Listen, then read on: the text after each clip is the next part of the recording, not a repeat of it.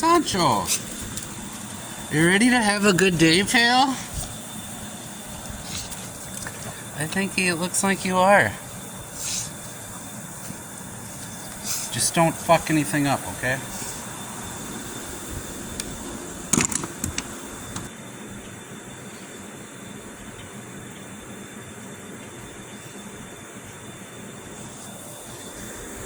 Well, today I'm going to get a 1066 into the shop. And then I'm going to take the TA out of it. And then I'm going to put a new TA into it.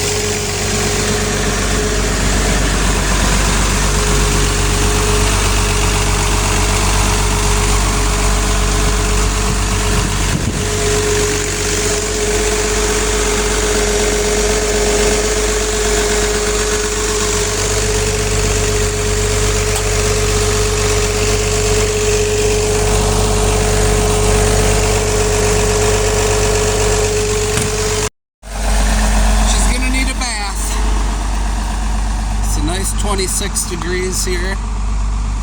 It's not too cold. Pretty good morning out there, it looks like. Okay, so the plan is I'm going to give it a wash, and I'll drive it around and show you how the TA is slipping. Yeah. On a side note, I love tractors with cabs. Yes, they're just much nicer to work on than tractors without cabs.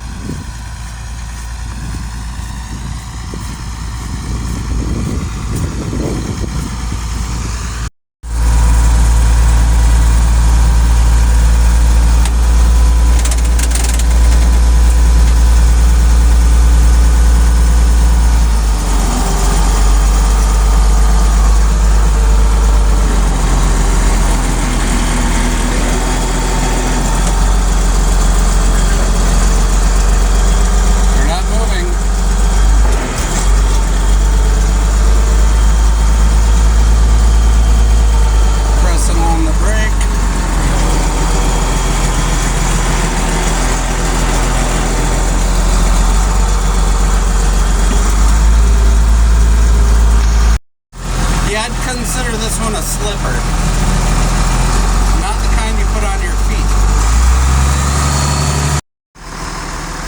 It almost looks like the previous owner could have been shot or shot at. Looks very dangerous. That's not supposed to be doing that right now.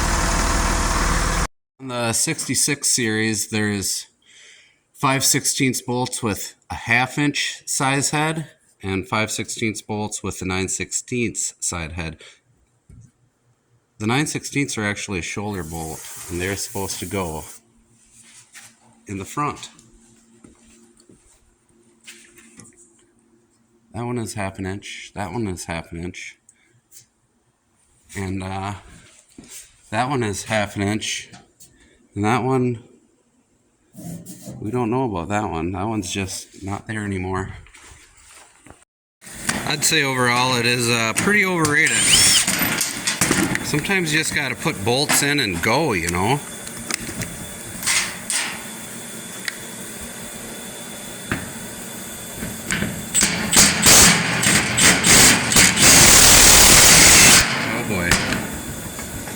We got a winner here.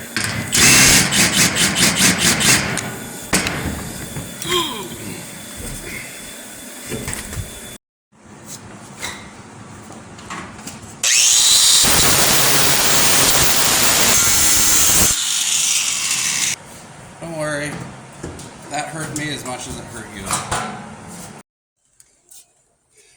Take note, weather cap is sideways. Oh yeah, with a nail. That's cool. Also, one other thing that I have just noticed is usually when I put a radiator in, I'll take the drain spout and turn it down. But another option that I guess you could do is just cut the hood. So there's options out there, you know.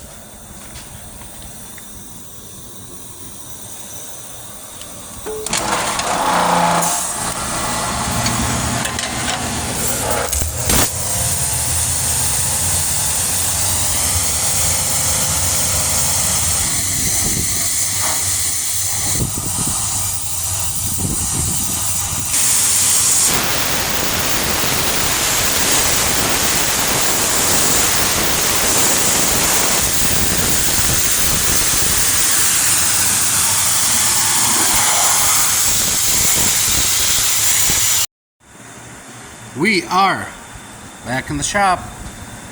First order of business is to take the battery out. I'm going to drain the radiator. I'm going to take the wiring off, loop it back to wrap around the steering wheel.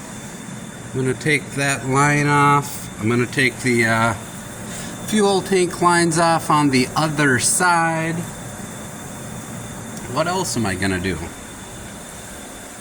I guess my main focus is to remove the fuel tank, disconnect these lines, disconnect the cooler lines there, remove the tack.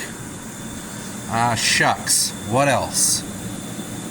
And then at that point, take the gas or fuel tank out. 2 bolts up there, 1 vertical bolt on either side of that rib. Gonna remove the brackets and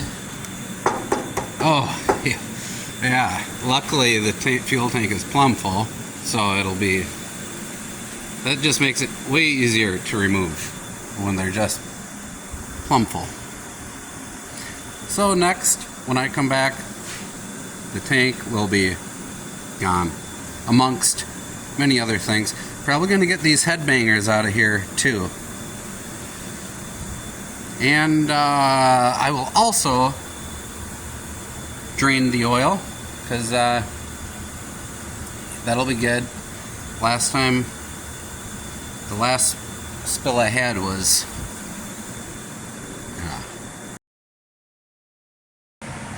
so I wonder what swear word they used when that happened. Damn it. Ah, shit. Fuck!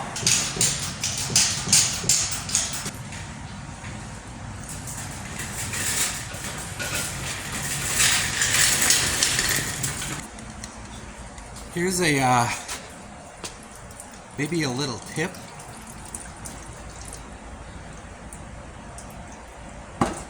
Now it's supposed to be running green antifreeze in this wet sleeve engine here. The green antifreeze will actually rot away at the O-rings on your sleeves. So what'll happen is you'll have coolant in the drain pan. Alrighty. It has been a fairly relaxed journey thus far. Starter is pulled. I'm going to put some caps on our fittings there, but also going to take the lines off the MCV pump. Going to take that out. Going to take the bottom transmission cover there off. While I'm at it, I suppose I'll take the spy cover off. And then what am I going to do? Then I'm going to take that off, put my stands on, and then I suppose I'll separate it right here. Put a block under there with the jack, and then we'll wheel the front away. Once the front is wheeled away, then we'll take the transmission off, which should be free and clear, ready to rock and roll there.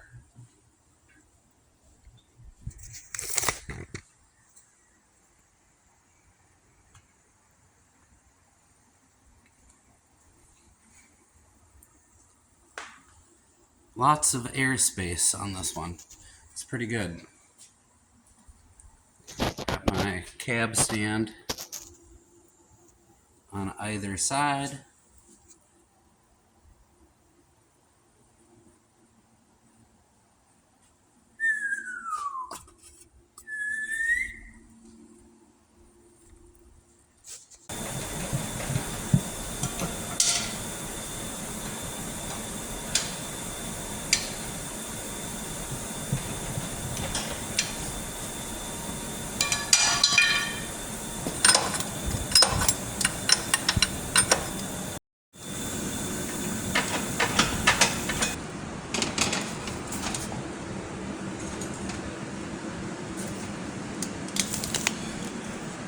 And there we are.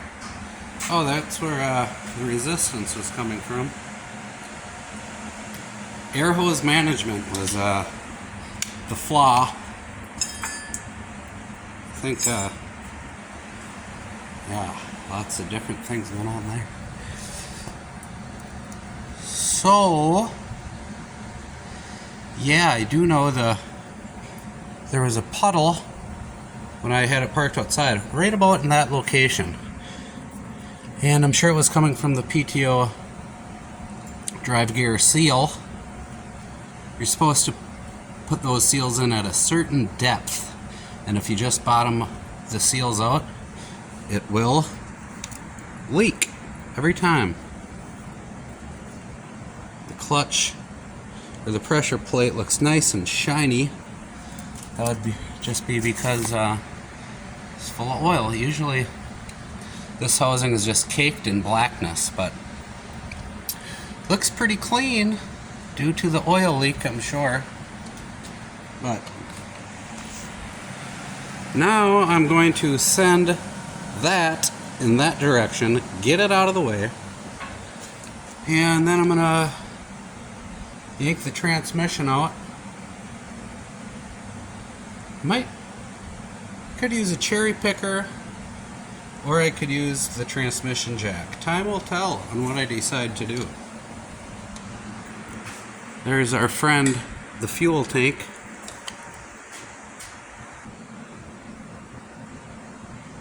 Yeah.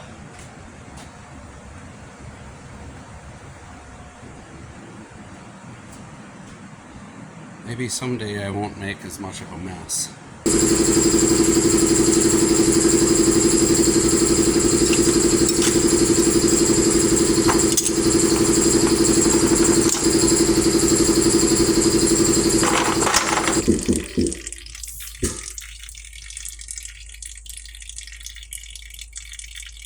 So this spring that I took out of here, its purpose is to maintain limited steering pressure when the tractor is shut off.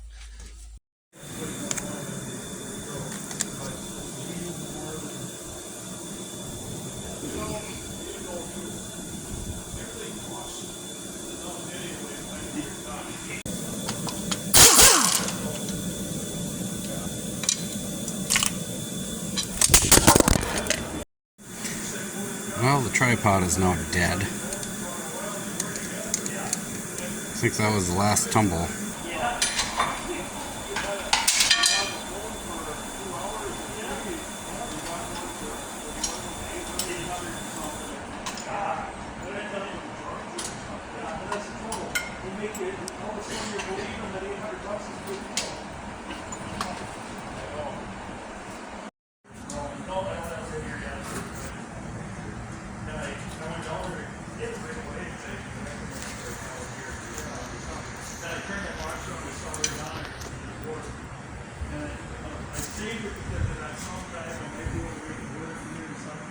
That's my problem. Anyway, the phone right away.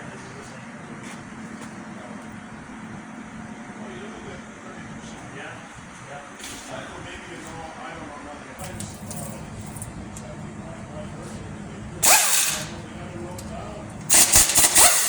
In the ring, one time, and the answer was right away. Okay. And what do them damn rubber chain things on you? Sure, yeah. What the hell? $1,100 a rose. Yeah. 11 for $1,100 a roll. Yeah. And he said it took him 4 hours putting the bitches on. Yeah. There's no room to work down in there. Yeah. You know what? Yeah. You know, I don't give a shit for the RS, but the check would be lost and and shit, you know. Yeah. Well, I mean, you Bottomed she said right out. last year no problem too, but it didn't go through.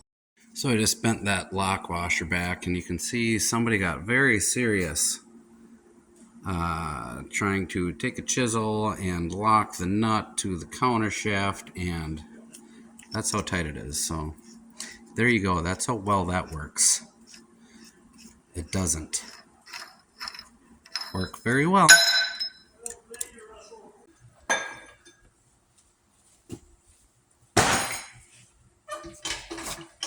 That was the PTO.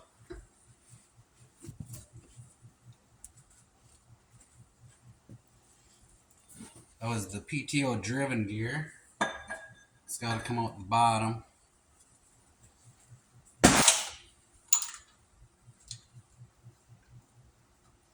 Whatever.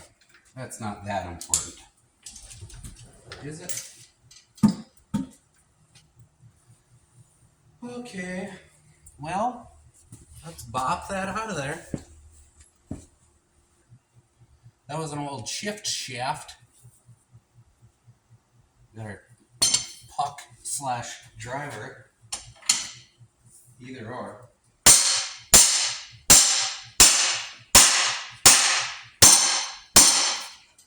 And we got some solid action going on there. That's because, I wonder if I have a light around here. That's because we got a spacer that's, come on, man. A spacer that is splined on to the counter shaft. Right in there. Can you see my finger? Let me turn you around. So that is, you can see it right there. That is the spacer that I'm fighting, and that is to shim this gear so it meshes with the TA gear up there, to simply put it. And I'll show you once I get it out that that spacer actually falls off of the splines. And so what I have to do now is get it back on the spline so the counter shaft can slide through it. Somehow I managed to make that work there. I have my puck here. I'm just gonna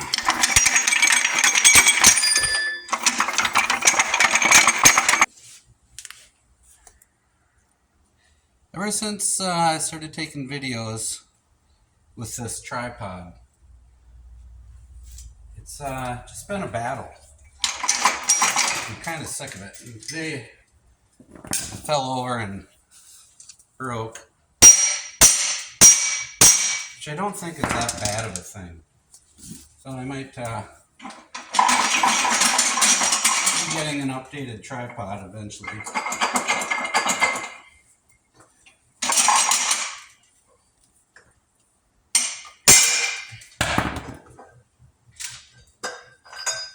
Okay.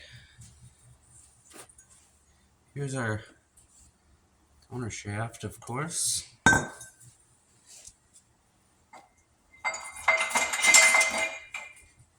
Pull our bar back up.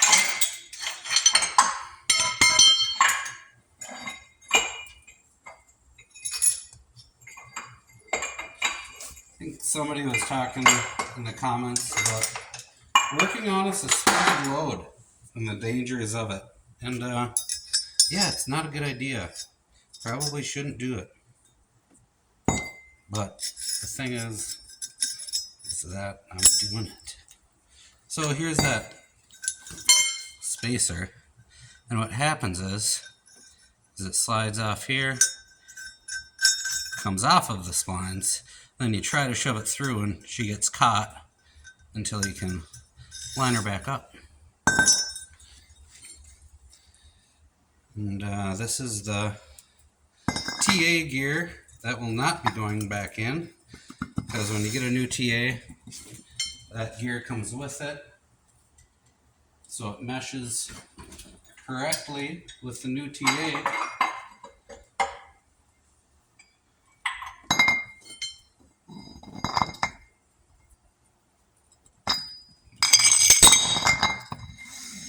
Actually, I'm getting mixed up here.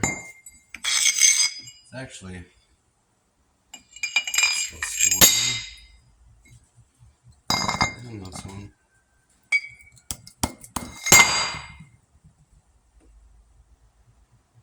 These spacers can get kind of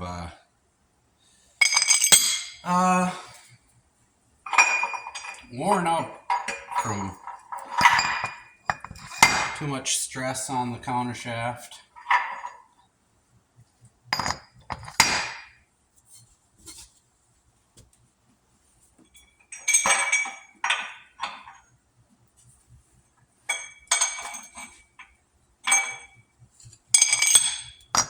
Okay.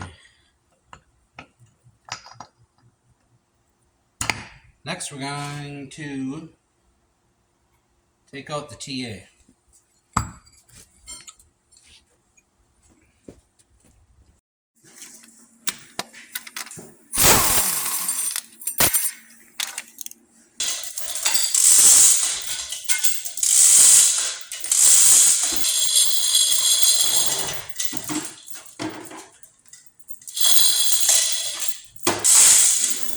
Whoop, not too much. We gotta take our tubes out.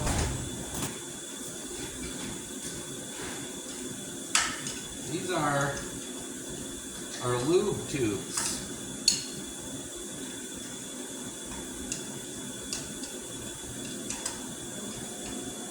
Yoink.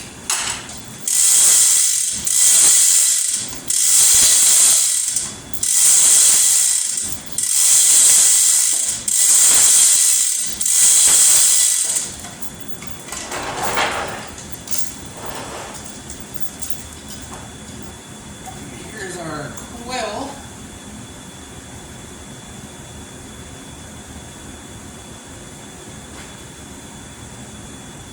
You can see, maybe you can see, I don't know. That needs to be replaced. But here's our TA. Let's check it out.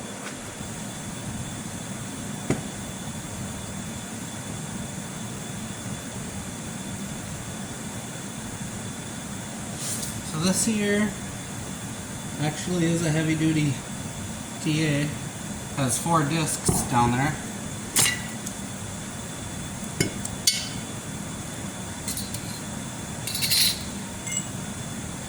Here's our sprig.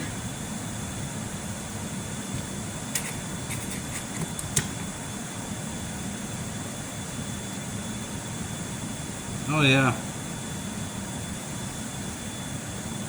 I'll show you. Show you why the sprig was failing. Or the low side of the TA.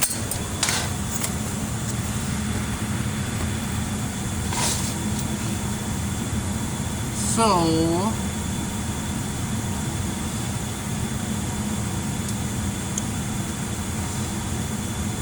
these sprigs are actually just worn out. They're flat-faced. You can see they just weren't gripping anymore. This tripod is gonna drive me to drinking. Not that I need an excuse.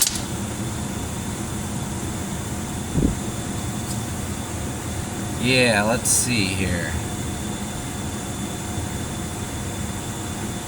So that's the sprig rollers, and they are just completely worn out.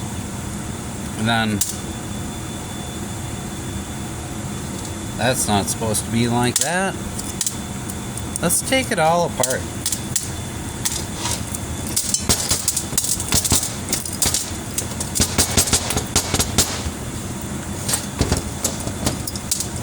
Kind of like a piñata.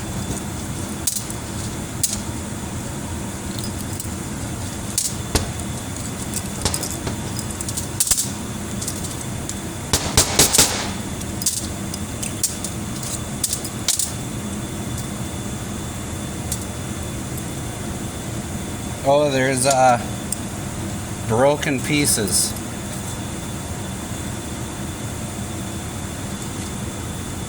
There's a shard.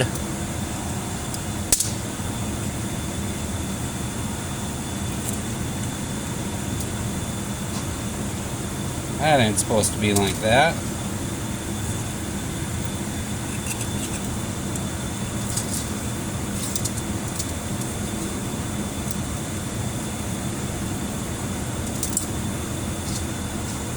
Yeah.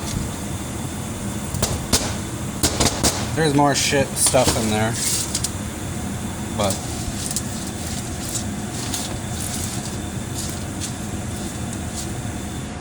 if these were gold coins, I'd be rich.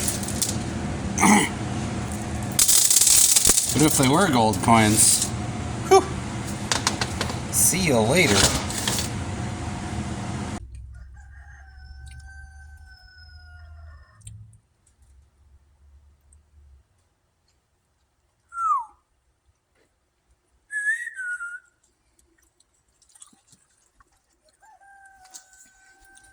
What do you know?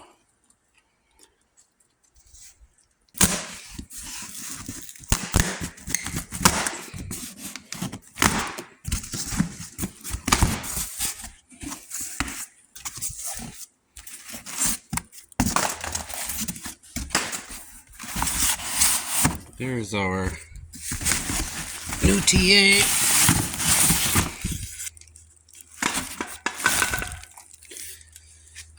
Now I need to locate a quill gear.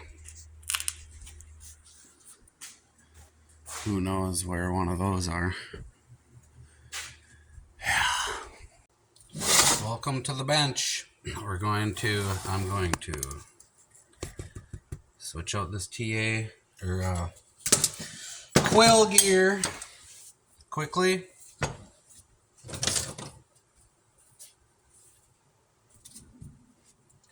Snap ring here. Pop that out without stabbing yourself.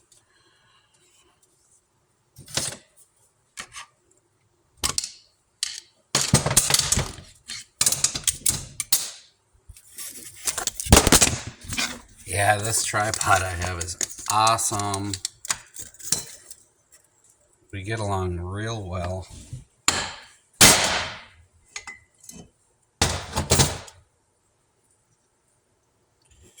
Okay. Have one more snap ring. So this is sitting in there like so.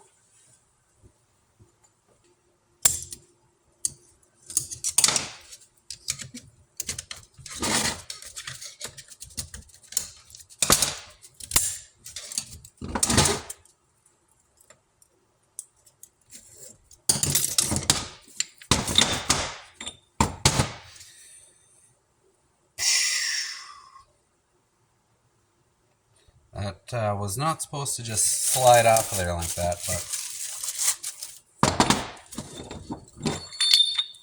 see how it does here. Keep the same orientation of this gear. There's a little, I don't know what you'd call it, a little step-up hub. It's not a hub, but a ridge. I don't know, it's late in the day, I can't even think straight. But anyway, that part goes towards the bearing.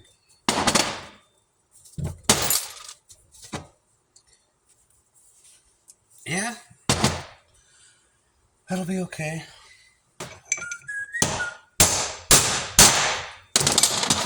That's pretty cool.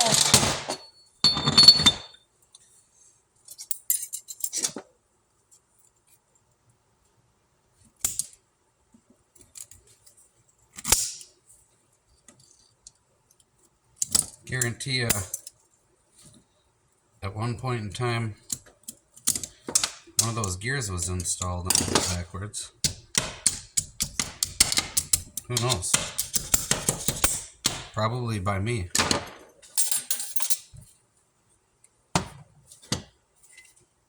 Got her little bearing here. We're going to give her some grease.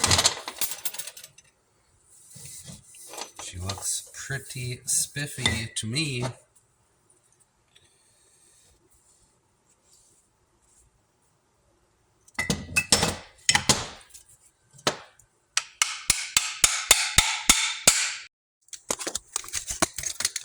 I don't know if I've mentioned my tripod at all, but I love it.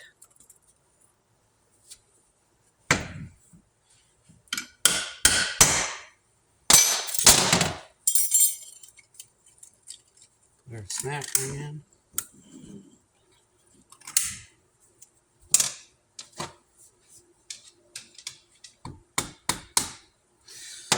Give it a little spin to make sure it's seated properly.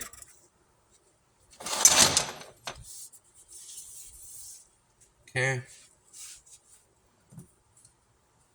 Also, the bearings came installed with this quill. I think most quills come with bearings installed nowadays, which makes sense to me. All right. Next, we're gonna go put this quill onto the new TA.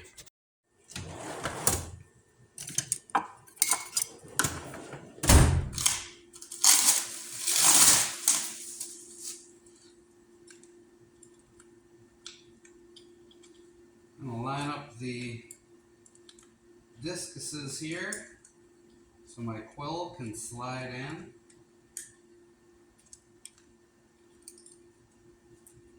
On this heavy duty TA, we got 4 discs.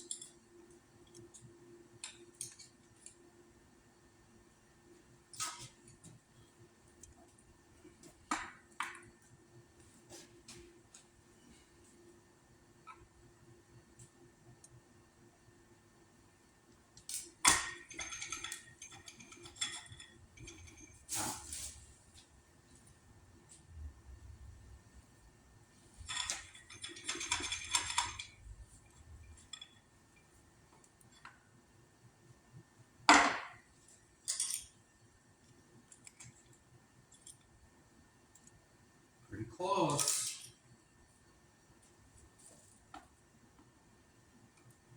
Oh yeah, so close. Boom. There it went. So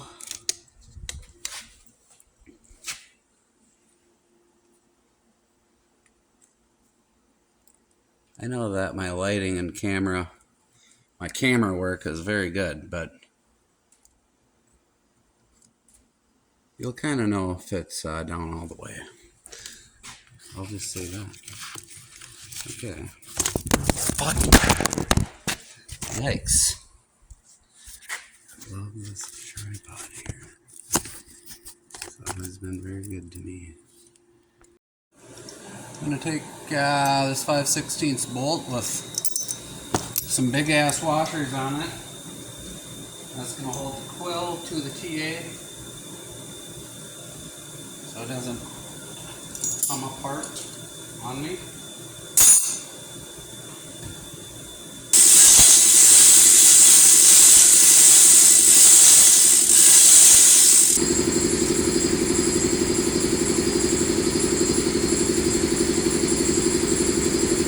Take notice. Next I'm going to install my O-ring here, got a greased up. I have been told to not install the O-ring until after you check the TA end plate. And I think the reason behind that is just in case you do have to shim the end plate. That means you're going to have to take the TA back out, and there could be a greater risk of damaging the O-ring. But if you just have confidence that the end plate is correct, install it on the first time, and then you won't have to take it back out. So I can pretty much guarantee you now that I said that when I check the end plate, it's going to be out of tolerance. So yeah, totally jinxed myself, I'm sure.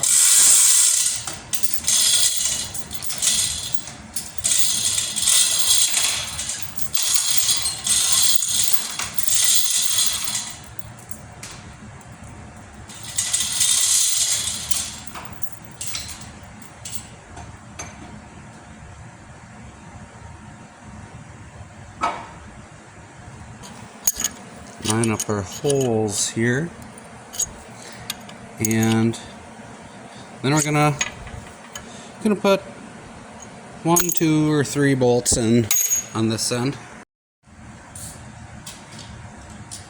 I guess the other thing that I have done is I have taken a TA and I have put the O-ring on, and I've checked the end plate, and then I pulled the TA out, I took the O-ring off and checked the end plate, and I got 2 different readings. So I mean, the reading I want is the reading with the O-ring on, because that's how it's going to be in the tractor.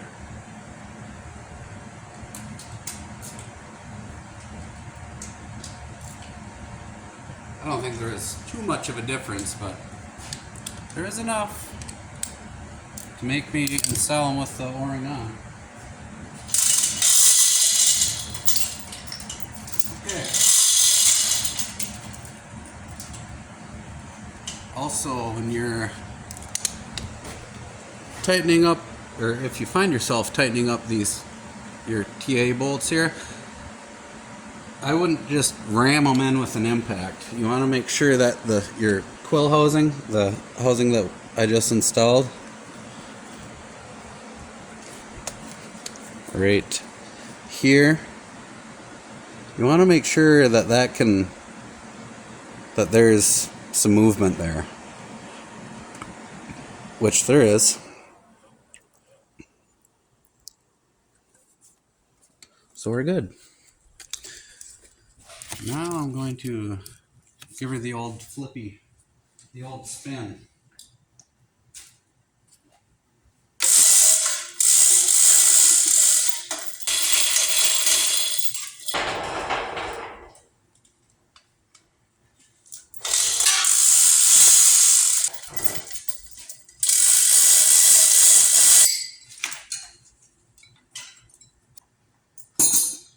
Take my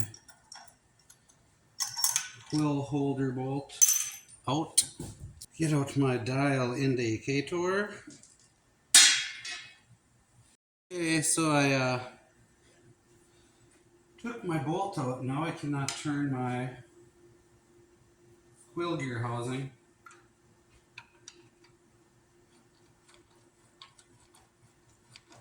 But I can with the bar pretty easily.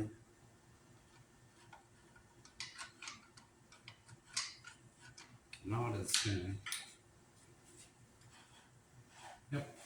Okay, we're spinning. As long as we're spinning the quill housing, everything is going to be good. That's why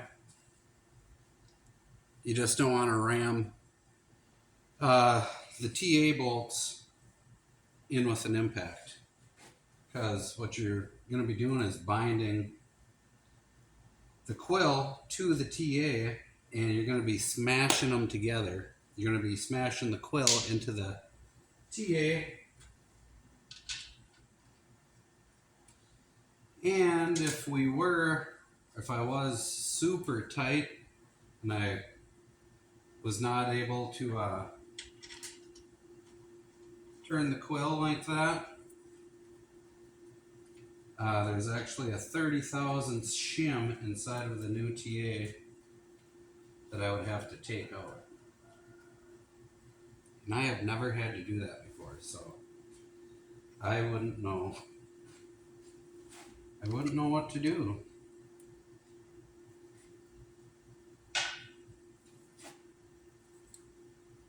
So even though it seems like it's super tight, these things are kind of funny, because I bet you I still get 5 thousandths or something.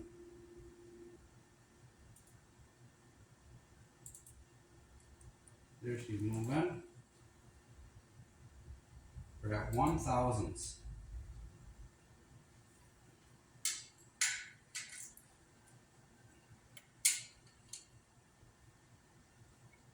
Yep, we're at 1 thousandths. The specs say you're supposed to be at. Shouldn't even be saying this. We're at 5 thousandths.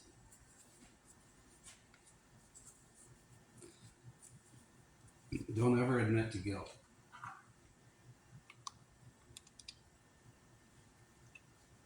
So yeah, at the end of the day, as long as when your bolts are out, you're able to turn your quill,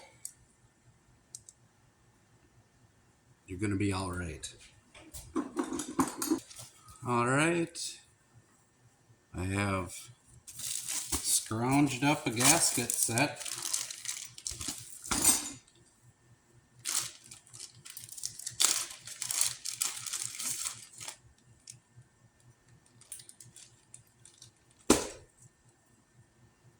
Got our lockers. I'm going to throw these in.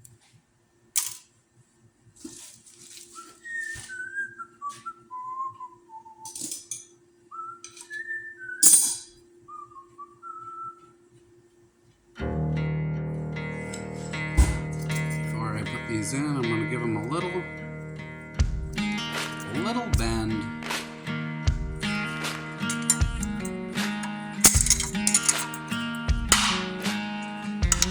That bar is on the fat side.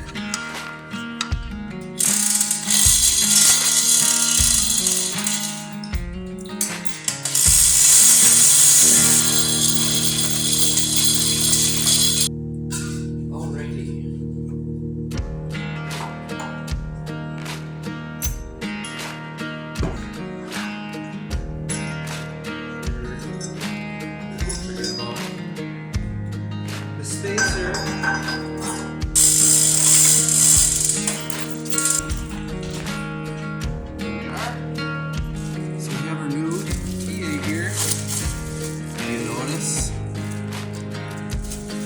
the color white. That corresponds to the color white on the gear indicator. Put my spacer.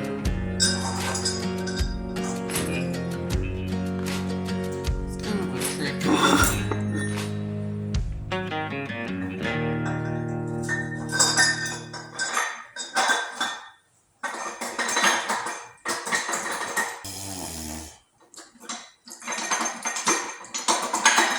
There she goes.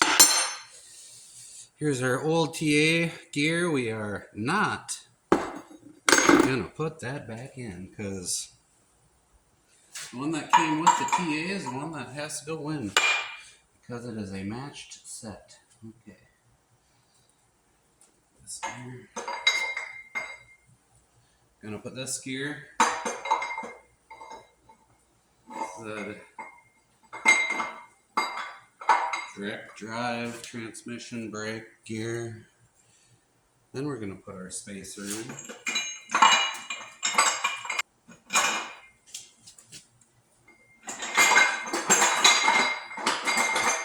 Okay, now we'll lower it back down.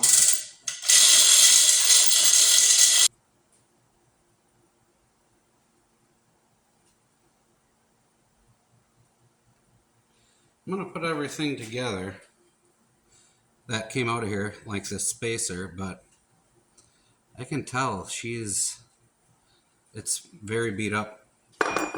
What'll happen is it'll get crushed from the counter shaft warping.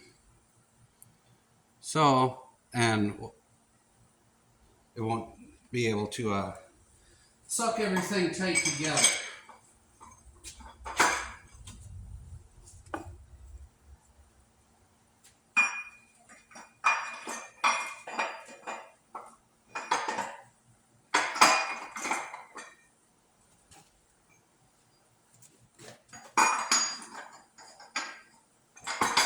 You know what I mean?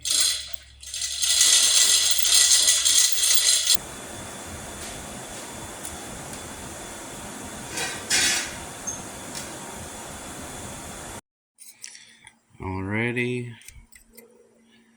Got a new lock washer.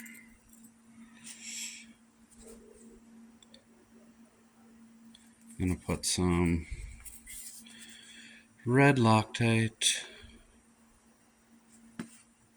on the threads here.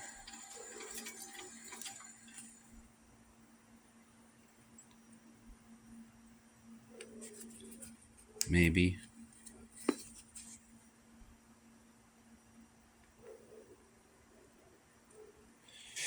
That'll do.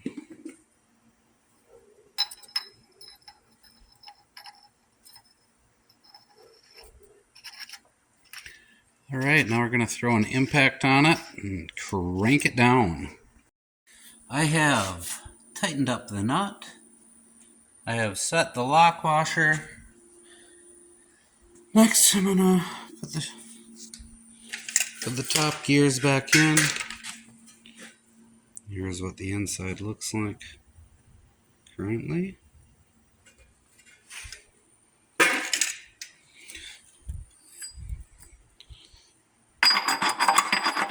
That is our fourth gear.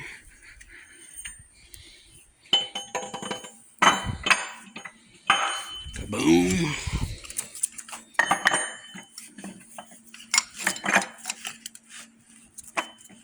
Can I do it one-handed? Probably a good idea to try in case my arm got cut off next week. You know, I'd still want to be employed. I guess I just did it.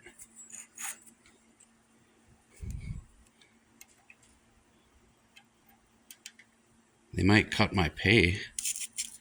I don't think I'd be as productive.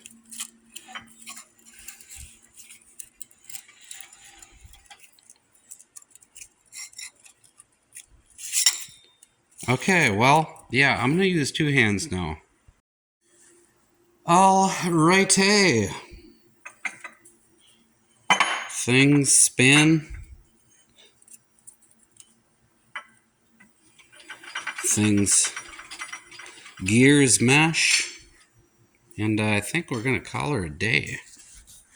We've got I have quite the mess.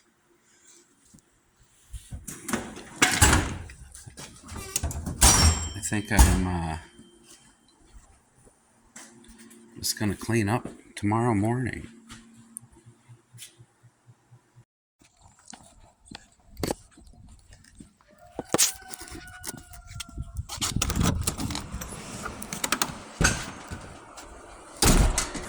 I got to the shop early this morning with the intentions of doing mechanic work, but thus far I've done cleaning lady work.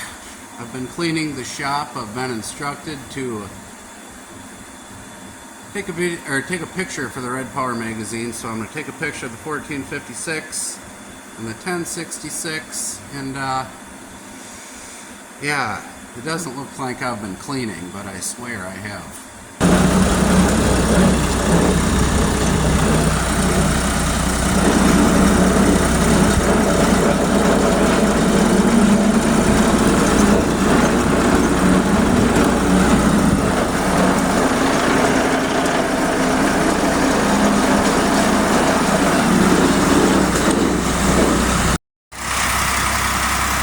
Alright, here's the setup.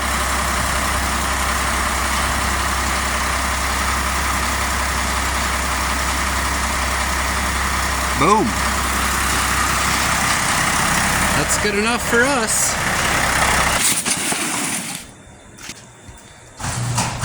Beautiful morning.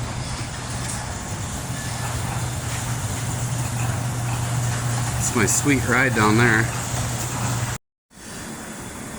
I'm gonna put the speed cover back on, clean up the housing back there, and install this into the tractor. Got these shift forks here.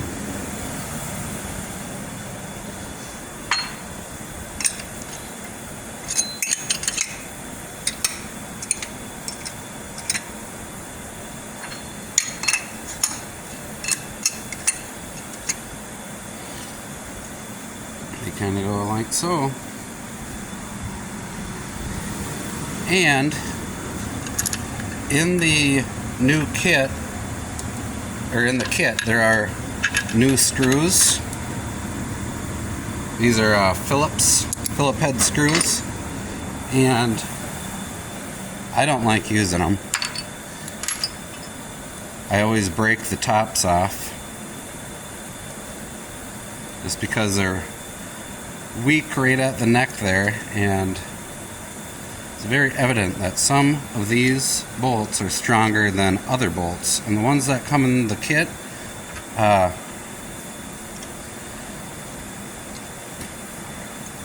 they suck.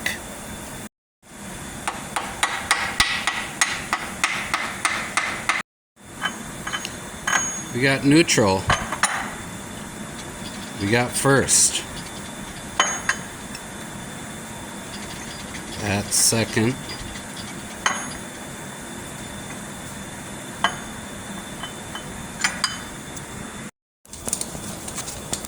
This tripod is such a pile of shit. My phone has fallen so many times that now it's glitching. But I'm electrical taping my phone right to the tripod, so. Here we have neutral. First gear. First gear right there. Second gear right there. Third gear right there. And fourth right there. We got all the gears, folks. So on my cover here, all I'm going to do is make sure that my detent isn't worn out.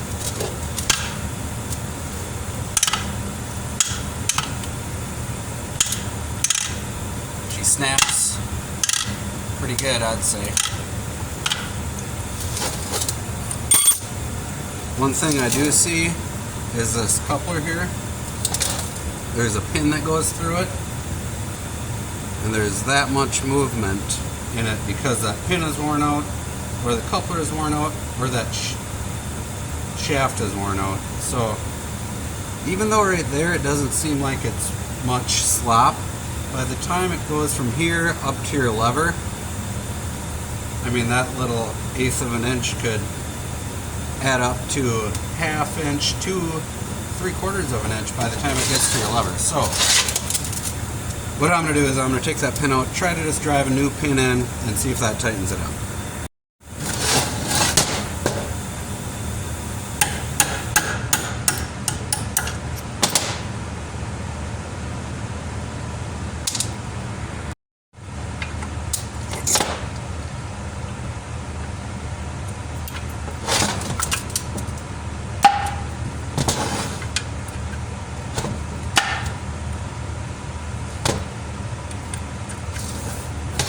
Put a pin on that side so everything is lined up.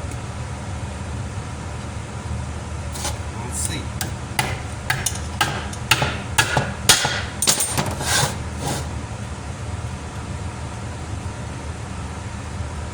Still got that slop in there, but the shaft is very tight to the coupler. So what we have is a keyway underneath the snap ring, and that's the worn out part. So I'm going to take that snap ring off, take this detent off. Let's just see if we can tighten it up.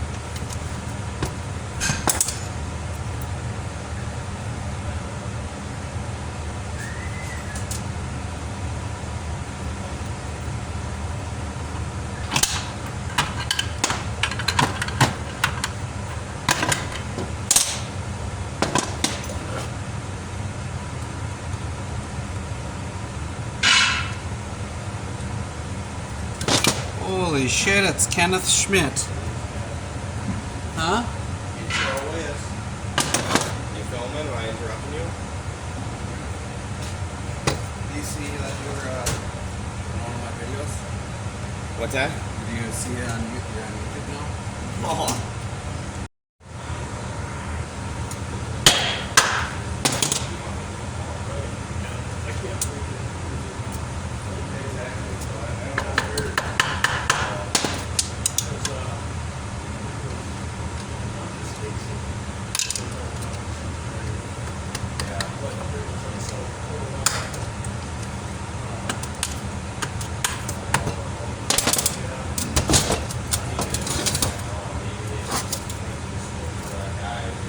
It's tight now.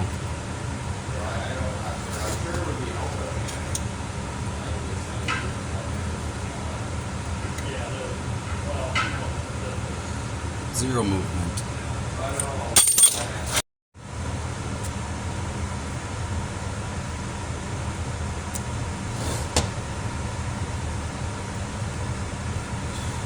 Okay. So I did end up that keyway, that Woodruff key. I replaced that, and that's where the slop was coming from. So you can actually see that shiny part right on the top there. That's where it was worn. What size key is that? A Woodruff.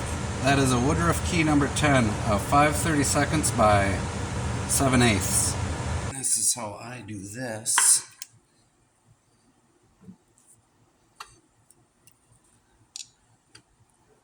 Just kind of give her the old eyeball. And take my screwdriver.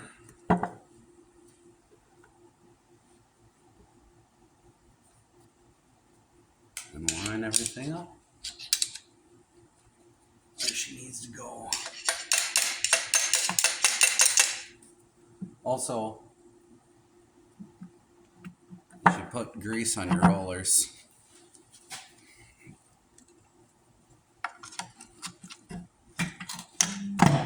Boom.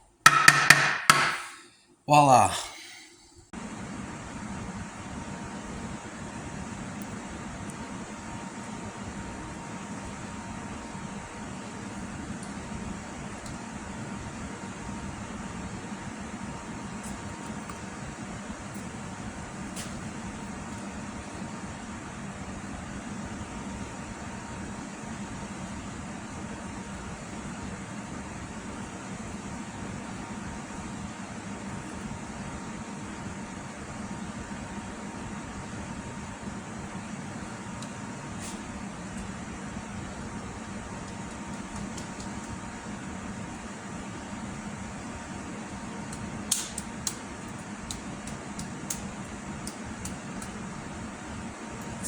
pinion bearing.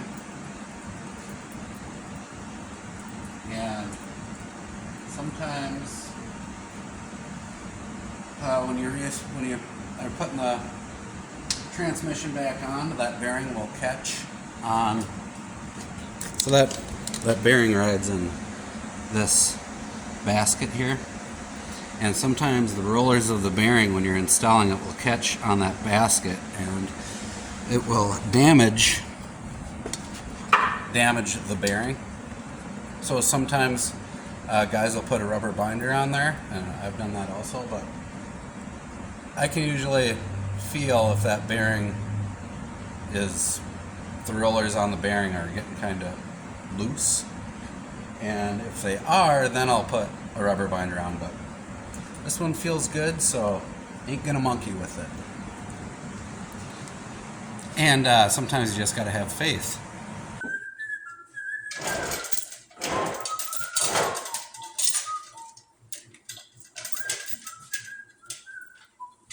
Okay, I'm gonna remember to put my PTO driven gear in,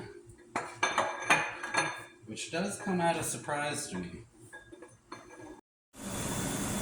Alright, I've reached a great point along this repair to just stop, take a step back, and make sure everything is good to go. I got my new O-ring down there. I greased the bearing. Everything is clean enough, somewhat clean. I'm not going to have dirt falling in between my housing here. I got all my gears. Everything seems pretty good. So sometimes it's good just to stop and just make sure you're not effing up, which I personally have to do that quite often.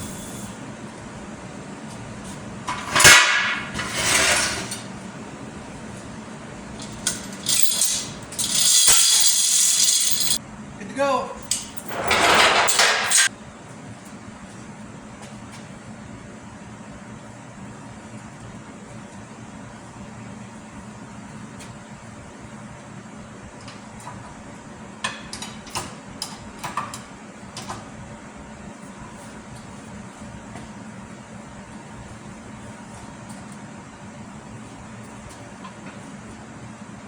Oh, gotta make sure you have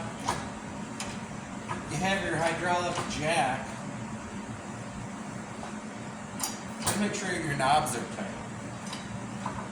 or the jack will settle on you. That's what was going on there. Much easier.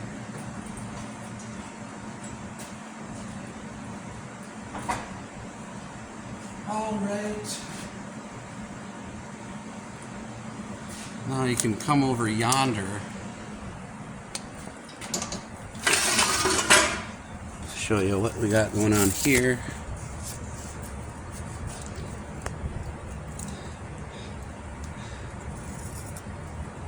So now I'm lining up the driven gear onto the splines of that lower shaft that was doinking out.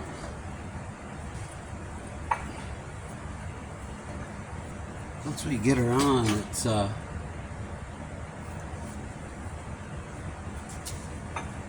usually good from there. There she started, okay. Whoop. Okay, you don't want to smash it like that. But that's okay. Because now we are going to be working that bearing into that basket, and all the trick there is just to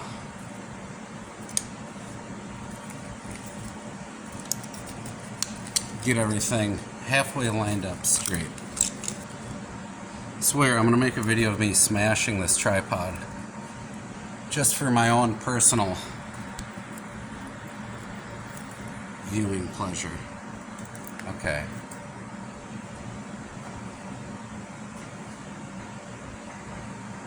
One thing that would be a good idea to do is to put dowels in the rear housing of the tractor to help line it up. That'd be a really good idea.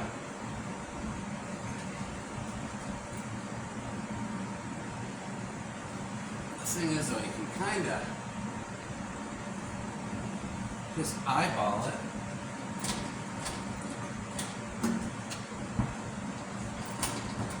Just like that.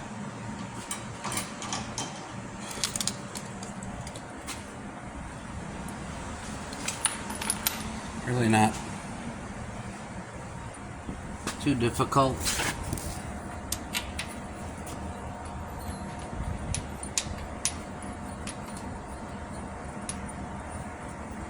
So I got one on the top there. I'm going to go over to this side, to the dock side. Put one in on the top there, and then slowly suck them in. And then yeah, I'll put all the bolts back in the housing, and then I will hook up the MCV pump. I might go over, where is it? The MCV pump, I might go over that a little bit.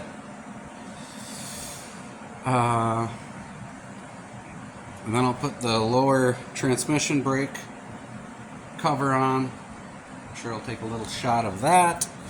And then I will put the tower back on. And then I will hook up any lines that are loose. As a goose, I'll put my clutch booster on. What else do I got back here? That's about it. And then once all that is together, then I will resurface the flywheel and put a new clutch in it. I don't think I will be putting an engine seal in it. I'll take a look once I get it off, but then once that's done, we're going to marry the two back together, throw the fuel tank on, and then we'll be ready for the parade.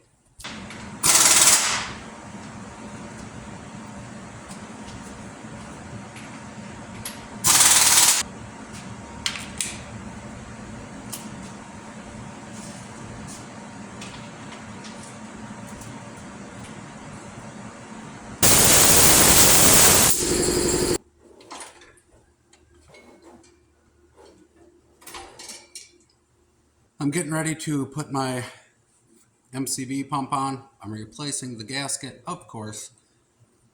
I'm taking the old gasket. I'm measuring it. It's either going to be 15 thousandths or 20 thousandths. This one's 19.5, so this is a 20 thousandths gasket. And why that is important, why it is important to put the same size gasket back in as the one that came out, is because this gasket actually acts as a shim also. It shims the MCV gear to the PTO driven gear. So let's grab a gasket. I think sometimes on the new ones they actually say what they are. Yep.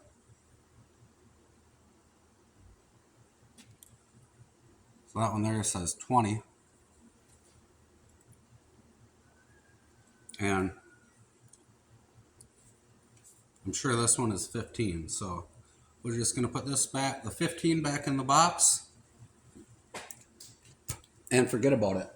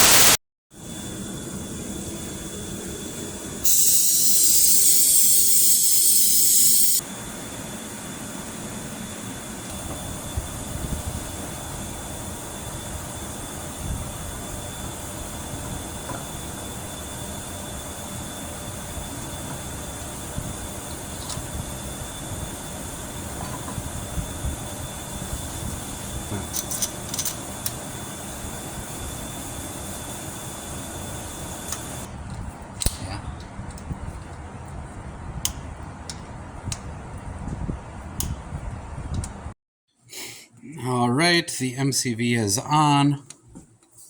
That hose clamp on the TA. Whoa. That hose clamp on the TA. That's going to have to come off. That's going to have to be removed. And I remember when I had the tractor running outside, it was leaking underneath this plate here. Hydraulic oil was coming out from that. And as I suspected, it was due to this seal. And it's not because the seal failed per se. It's because the seal is bottomed out. When whoever installed the seal, they shoved it all the way to the bottom of this housing, which you would think that is the correct thing to do. In fact, it is not the correct thing to do. That seal has to be set to 0.69 of an inch inside of here. That is the depth that it is supposed to be at. Because, okay, so when this seal is totally bottomed out, that seal inside of this shaft is as far that way as it can go. And that seal has to ride on that ridge where that hose clamp is at. And if you have that seal bottomed all the way out, it's actually riding, it's not riding on that step up. It's riding on nothing at all. So all the oil that's getting flung around in here is just dumping out the end of the shaft here. And that's part of the reason why the housing is so nice and shiny and clean. And that's why that looks the way that it does. So, yeah, that is very important. There are 26 tooth PTO drive gears and 28 tooth PTO drive gears. There's PTO drive gears with 20 degree and 25 degree teeth. So it is very important you match this PTO drive gear to what you have in your transmission. So this one here, let's give it a count. 1, 2, 3, 4. This is a 26er. And I am not good enough to tell you which one is typically in what. And I don't think it really matters because you just match up the PTO drive gear with the one that you have in your tractor. Okay. I actually have my tripod clamped in the vise because it's a piece of shit.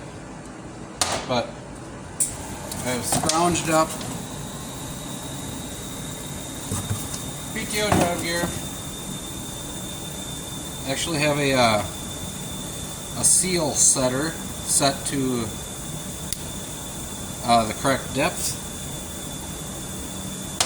And yes, indeed the seal goes in like so.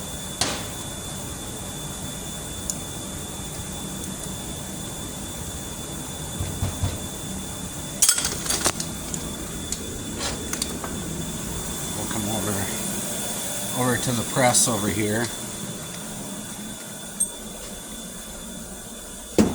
Somehow I didn't trip over out the mess. Yeah, the tripod has only 2 legs currently, so you know, can't really show you much cool shit because the shit's broken. I can prop it up maybe.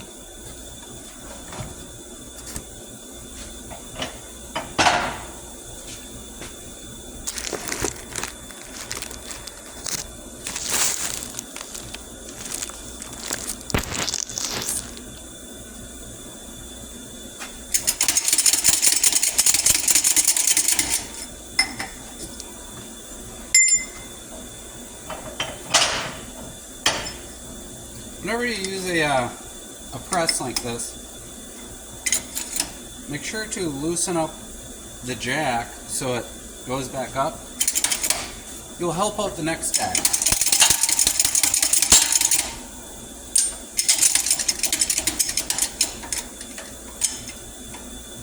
Be careful.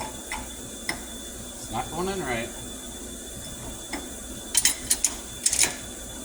Have another leaky tractor if you're not careful there.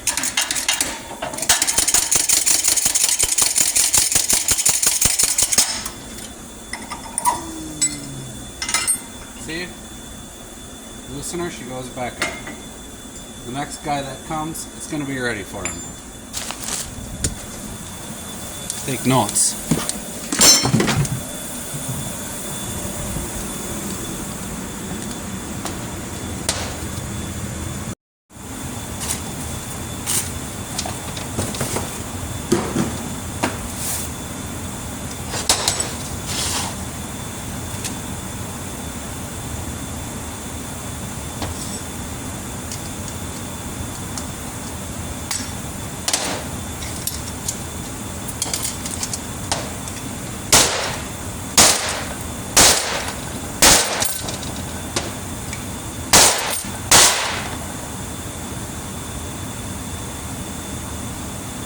Wonder if somebody Loctited that one on. Jackass.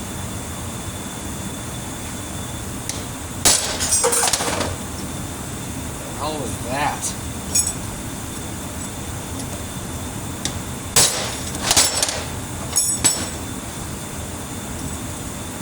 One tap at a time.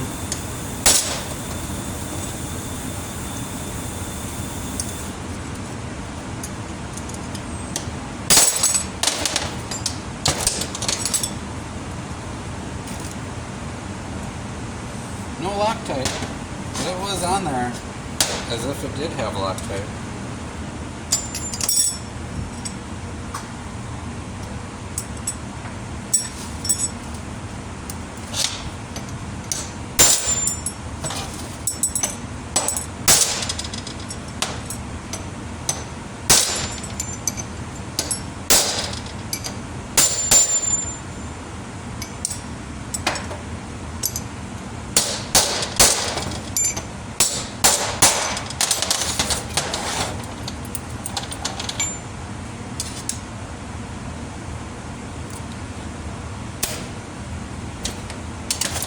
Voila.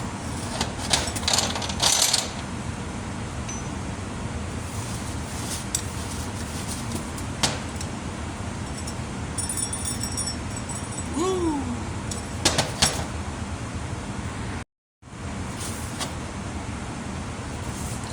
Here's the housing. We're going to replace that O-ring. We're going to replace that seal.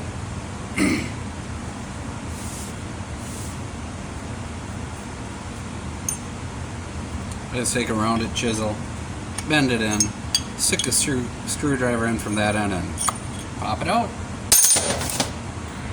So the PTO drive gear seal, it actually rides on this shoulder here, not that one. And what'll happen is when guys bottom out that seal, they're actually riding, the seal is riding here, and it needs to ride up here. If it's riding here, it'll just be dumping oil right out the drive gear into the clutch. So let's see here, I'll do a little measurement. So I have this seal set at the correct depth, and that depth is 0.6795.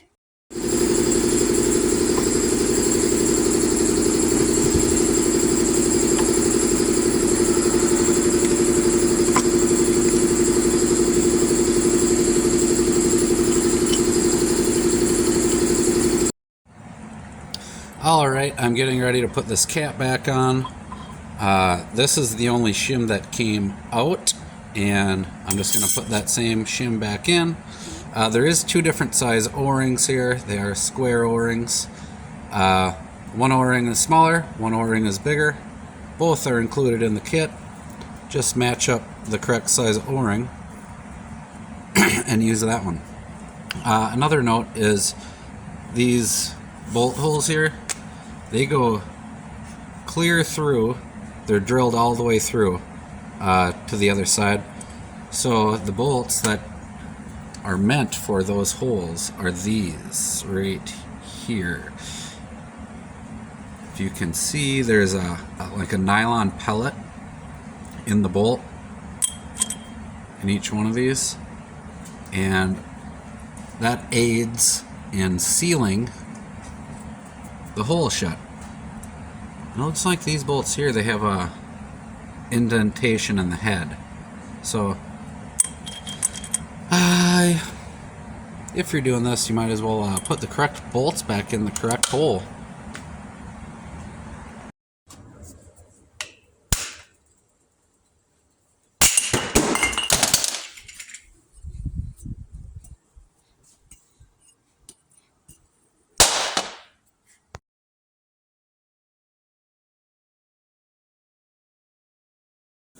Alright, it's time to get shit done.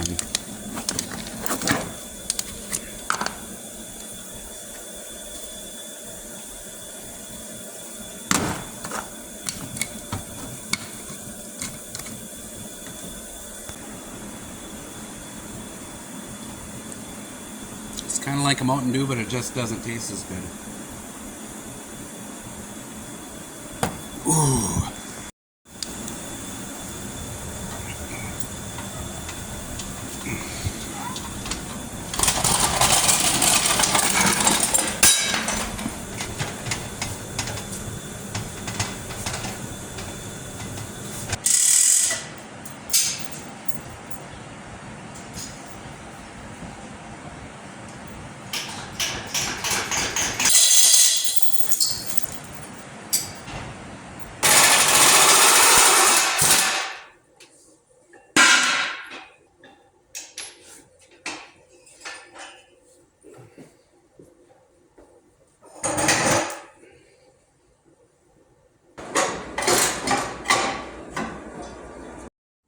Welcome to my atrocious bench.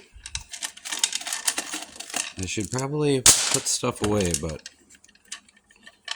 you know, I don't. So here's my transmission cover, transmission brake arm cover. What I'm going to want to do is replace the O-ring that is in here, and well, I'll show you how I'm going to do that. I'm sure I have all the tools I need right here, if I could find them. Okay, I have taken that clip out. There's a pin in here that goes into a groove inside of the shaft. That's whoops, that's how she gets locked into place. But I'll put this over here in a nice clean spot, and then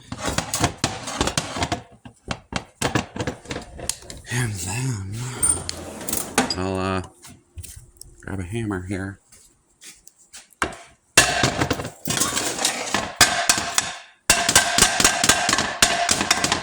There it is. That O-ring. It's very advised to replace that.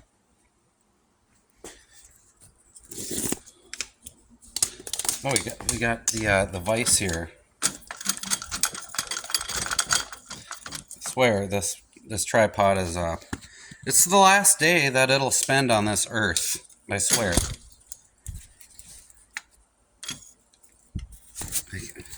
What a hunk of crap. All right, yeah. Welcome to the show. It's sideways. There we go. Take your key out.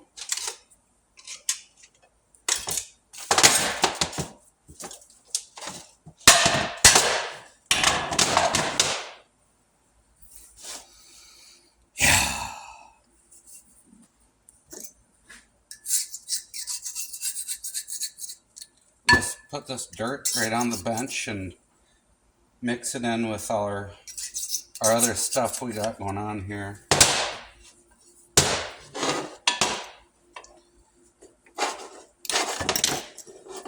All right.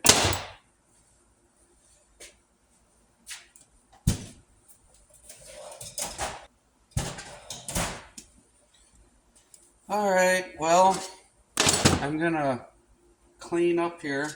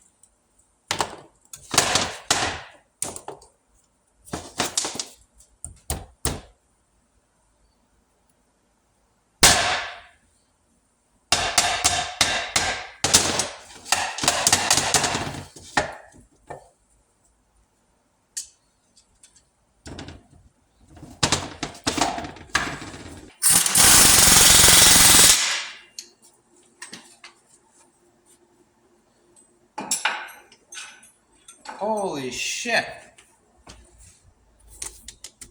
Check this out. I think I was talking earlier about a missing 9/16 socket. That thing could have just sailed right out of my life. Wow. That's better than any Easter basket I've ever found. So yeah, if anybody has any recommendations for a 3/8 impact, let me know. I have put about 10, I don't know what you call them, retainer clips on there. And I've given up. I think it's just time for a new one. I don't know what to do. But anywho, getting the battery trays put on. We're going to get the batteries hooked up on both sides. And then I'm going to hook up the TA lever to the TA valve, of course. We're going to hook up our cooler lines, hook up the fuel line, give that a couple up and down pumps, hook up some miscellaneous lines, hook up the wires and the tack, and then I'm going to be dumping oil in it. I'm going to put a gauge on the bottom of the MCV. I should have done that before I started this project, then I would have known what the pressures are, because to change the pressures, the clutch assist is going to have to come off, but I'm not even going to talk about that right now. We're just, hopefully our pressures are at 275 and we can go on with our day. All right, this is all I'm going to do to bleed this. Got this fitting loose right here. Should start dribbling out.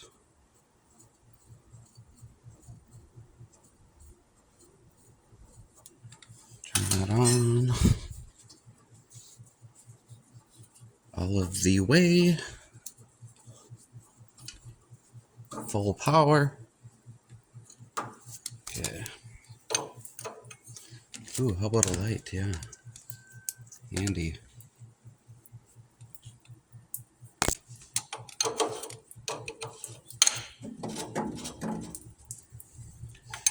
Make the floor even more messy.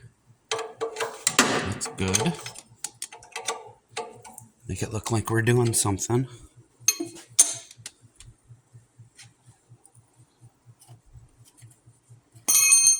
Drop that on the floor like that. Oh yeah, look at that.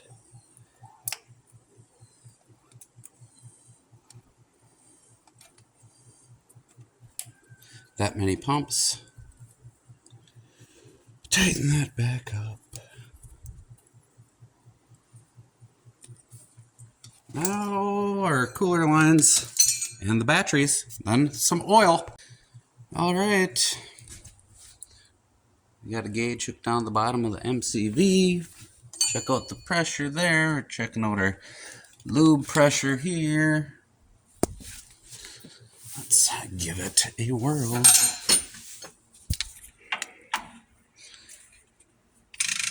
Whoa.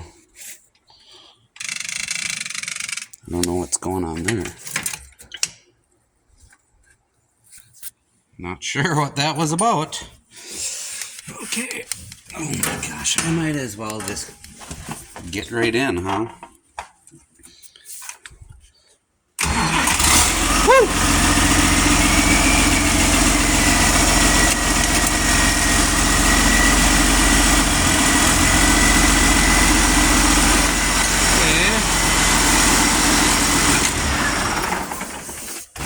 Shut her down.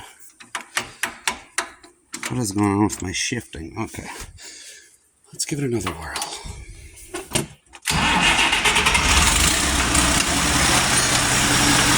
Ooh, we got steering. That's a good thing. Oh.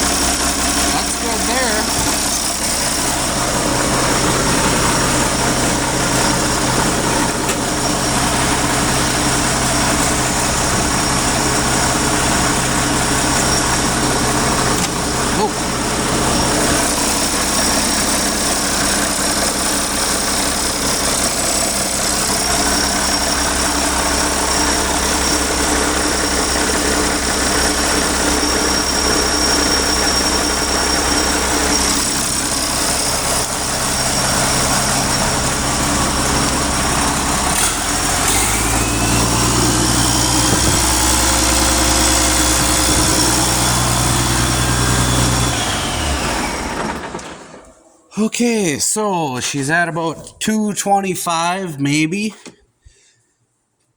Oh wait, my gauge might be effed. No, it's going down.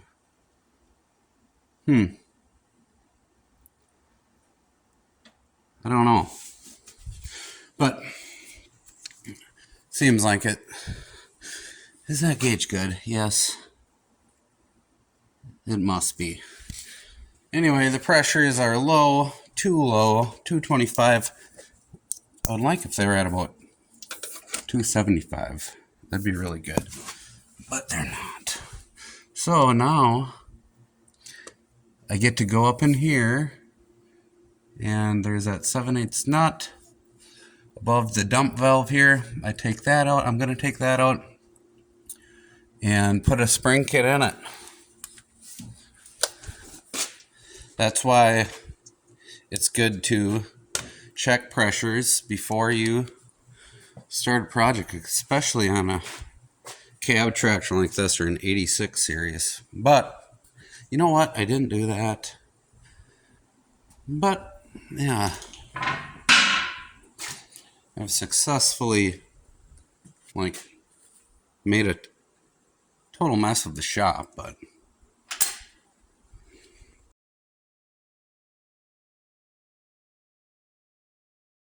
before I go any further, I'm going to drive this outside, park it out on the slab, and just let it run for a bit while I clean the shop. And I'm going to see if there's any leaks. If there are any leaks, I'm going to take care of the leaks and drive it around, make sure it's good, and then put on the hoods.